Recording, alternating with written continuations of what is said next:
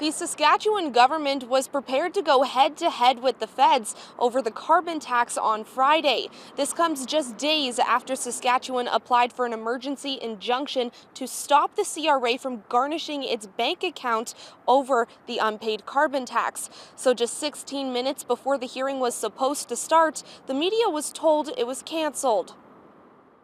Global News received a statement from the Saskatchewan government saying the hearing was adjourned so that lawyers for the government of Saskatchewan and the Attorney General of Canada could avoid the need for a further injunction hearing.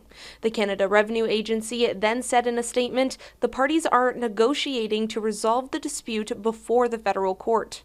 The province says the whole situation is unconstitutional, saying the federal government can't make exceptions on which home heating fuels are taxed. It also says it's unconstitutional to take money from Saskatchewan's bank account.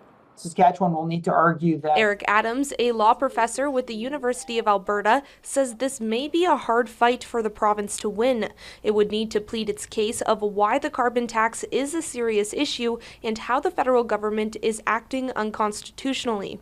That may be a high bar for them to reach, because one of the things that courts do in these injunction proceedings is say, well, if the federal government takes money from the Saskatchewan government and it turns out that the act underlying that action is unconstitutional, well, Saskatchewan can just sue the government to get that money back.